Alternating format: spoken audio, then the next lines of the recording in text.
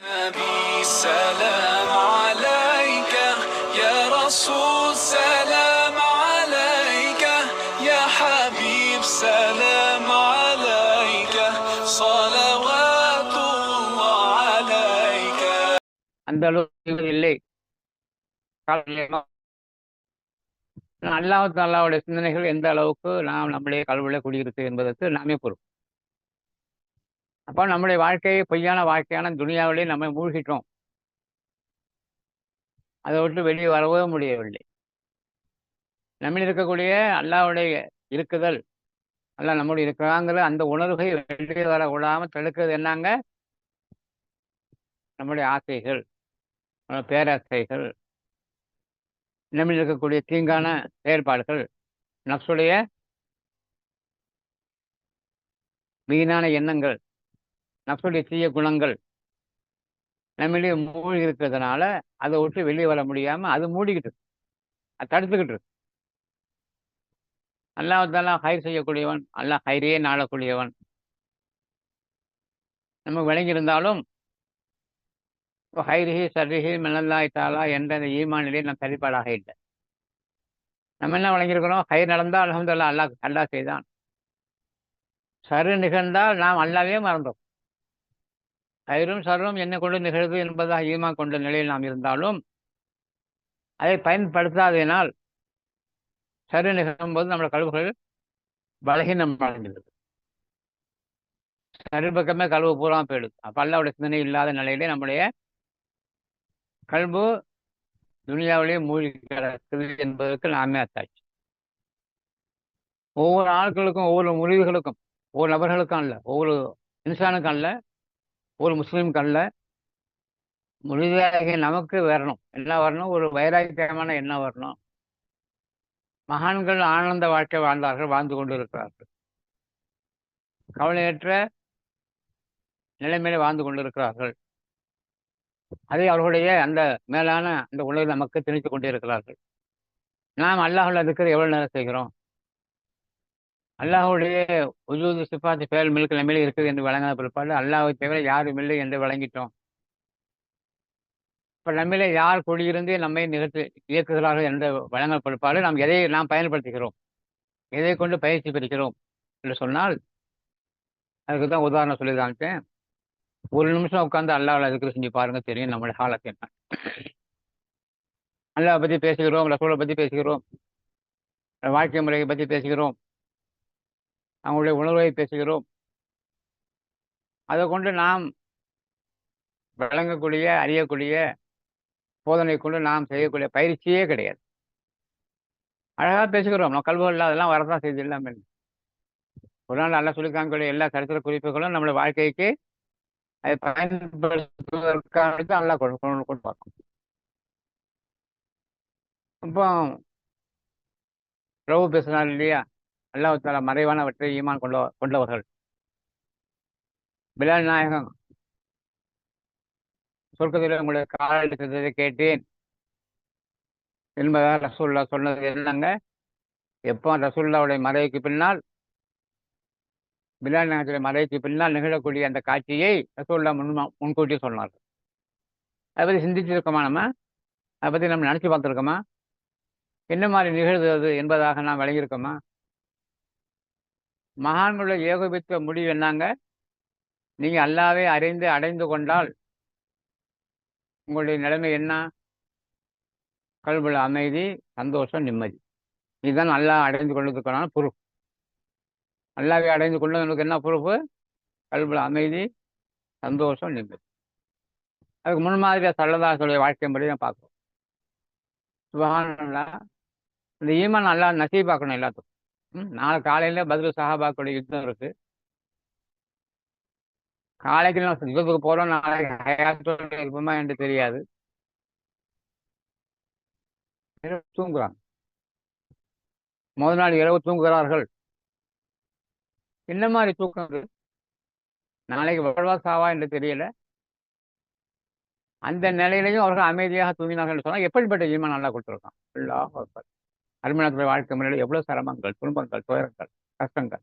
முன்மாதிரி நாம் என்ன சொல்றோம்? என் கொண்டும் துஹிப்பூன அல்லாஹ ஃபத்தபிஊனி. யார் அல்லாஹ் சொல்ல அருமை நாயகத்தை பின்பற்றுகிறார்கள் அவர்கள் என்னை நேசிப்பார்கள் என்று அல்லாஹ் சொல்றான். இது பேச்சளவில் நாம் சொல்கிறோம். நம்மளை ஏற்படக்கூடிய வாழ்க்கை முறையில் ஏற்படக்கூடிய கஷ்டம், நஷ்டம், துன்பம், துயரத்தில் அது கொண்டு வருவதே கிடையாது.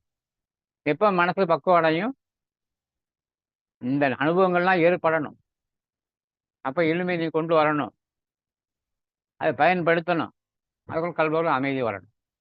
அதனால தான் அல்லாஹ் சொல்லி காமிக்கிறான், தி எதிகில் ஹைர் ஓஹோ அல்லா குல்லி சைங்கரி. அல்லாஹ் தாலா ஹைரை தவிர எதையும் நமக்கு செய்வதில்லை.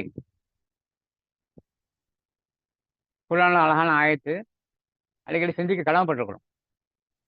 மா அசாப மின் முசீபத்தின் இல்லா பீதின் இல்லா. அல்லாஹ்வுடைய நாட்டம் இல்லாமல் மனித வாழ்க்கையில் ஏதோ ஒரு நன்மை தீமையே வராது. வமை யூமினு பில்லாஹி பி எதிஹி கல்பஹு. யாருடைய கல்வியுடைய ஈமானுடைய உயிர்கள் வழங்கி இருக்குதோ, அல்லாஹ் தான் இந்த ஹைரு சரும் செய்கிறான் என்று யாருக்கு விளக்கங்கள் இருக்கோ அவர்கள் அமைதி பெற்றவர்களாக இருப்பார்கள் என்று அல்லாஹ் குர்ஆன் சொல்லி காமிக்கிறான். நம்மளுடைய கல்வி அமைதி வந்துருச்சா? அது ஏன் வரமாட்டேங்குன்னு கேட்டால், நம்மளுடைய இல்முடைய அடிப்படையிலே நாம் அதை புழங்குவதில்லை, அதை பயன்படுத்துவதில்லை. அதனால தான் நம்மளுடைய வாழ்க்கையிலே கவலைகள், துன்பங்கள், துயரங்கள் இருந்து கொண்டு இருக்கு.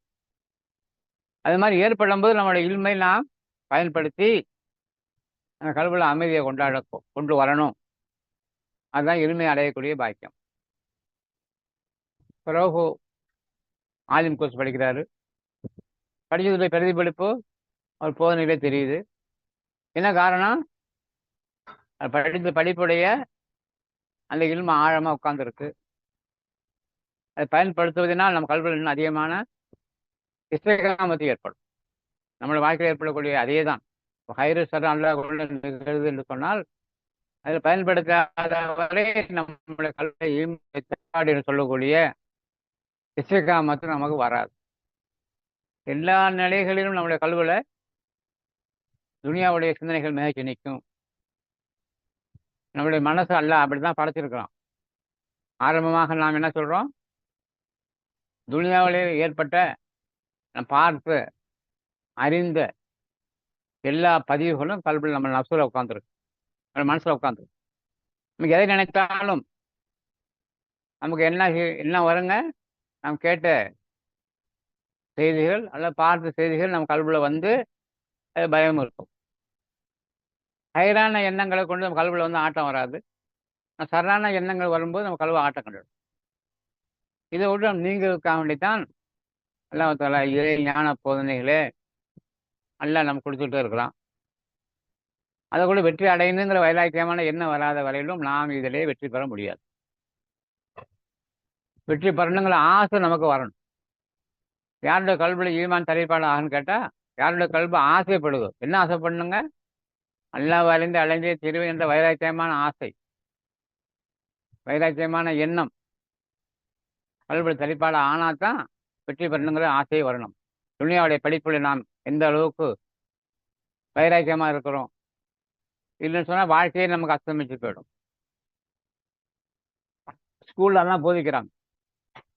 என்ன போதிக்கிறாங்க? நல்லா படித்தா நல்லா சம்பாதிக்கலாம், நல்லா சம்பாதிச்சா 5 ரூம் வாங்கலாம், நல்லா சம்பாதிச்சா காடி வாங்கிக்கலாம், ஒரு 2 கார் வச்சுக்கலாம். எல்லாமே போதனை செய்து கல்வியில் வந்து சரிபாடு ஆகிடுச்சு இங்கே ஒரு வாழ மக்களுக்கு. எல்லா உலக மக்களும் அப்படி தான். அப்போ அதை கூட நாம் என்ன செய்கிறோம்? அதிலே நம்மளோட குறிக்கோளாக இருக்கிறோம், அதிலே ஈடுபாடாக இருக்கிறோம். வெற்றி அடைஞ்சே தீர்வாங்க வைராக்கியமான எண்ணத்தில் படிக்கிறோம், வெற்றி அடைகிறோம். அப்படிப்பட்ட அந்த உயர்ந்த அந்த யக்கீன் வைராக்கியம் இறைஞான போதனைகளே வரமாட்டாங்க. என்ன காரணம் கேட்டால், நம்ம துனியா நம்மளை அழுத்திக்கிட்டே இருக்கு. தேவைகள் அதிகமாகிக்கிட்டே இருக்குது, தேவைகள் நாமளே அதிகமாகி கொண்டோம். அதனால் வரக்கூடிய விளைவுகள் தான் நம்மளோட கல்வி அமைதியற்ற நிலை. நமக்கு நல்லா தெரியும் நம்மளோட வாழ்க்கை மாயை பொய்யானது என்று தெரிஞ்சிருந்தும் நாம் என்ன செய்யறோம்? அதை உண்மைப்படுத்தி வாழ்ந்து கொள்கிறோம். அதை விட்டு நீங்குவதற்காக சேகமாக்கள் நமக்கு போதனை செஞ்சுக்கிட்டே இருக்கிறாங்க. கல்வி அல்லா பக்கம் திருப்புங்க, வாழக்கூடிய வாழ்க்கை பொய்யானது,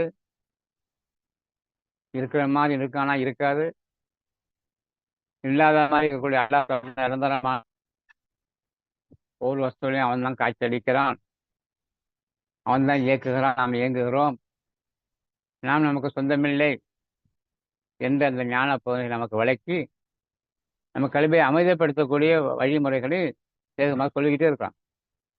நாம் அதை அறிந்தபடி பழக்கப்படுத்துகிறோன்னு சொன்னால் இல்மு கேட்டு பிரயோஜனமே இல்லை. எம்பிபிஎஸ் டாக்டர் படிச்சுட்டாரு மகன், வைத்தியமே பார்க்கல, படிச்சு என்ன பிரயோஜனம்? போர்டு மட்டும் மாட்டிக்கலாம்.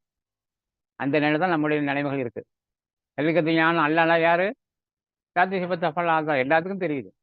அடடா, அல்லா பற்றி நல்லா தெரிஞ்சுக்கிட்டே எல்லாம் பாராட்டப்படக்கூடிய அளவுக்கு தான் இப்போ இருக்கு. கல்விக்கத்துடைய பாடம் என்னங்க? பாராட்டப்படக்கூடிய அளவுக்கு தான் இருக்க ஒழிய உணர்வு ரீதியாக அவர்கள் அல்லாஹ்விலிருந்து அடையக்கூடிய அந்த போதனைகள், இந்த பயிற்சிகள் ரொம்ப குறைவாக இருக்கிறதுனால நாம் அடிக்கடி சொல்லி சொல்லி ஞாபகப்படுத்த வேண்டியது. ஒரு நேரம் நேரத்தில் அல்லாஹ் ஒரு நேரத்தை உட்கார வச்சுருவோம். அந்த பாக்கியமான இறைஞான போதனைகளை நாம் அறிந்து அடைந்து வாழக்கூடிய காலமெல்லாம் துனியாவில் இன்ப வாழ்க்கையும் ஆலயமே ஆகிறாவோட குபேர வாழ்க்கை எல்லாம் நமக்கு கொடுக்க நாடி அவனுடைய கருணை கொண்டு அவனுடைய பதிலை கொண்டு அல்லாஹ் நமக்கு நசீபாய் கொண்டு இருக்கலாம் இறைஞான போதனைகளை அதன்படி வாழ்ந்து வெற்றி அடையக்கூடிய வாழ்க்கலாம். அல்லாஹ் ஆமீன் ஆமீன்.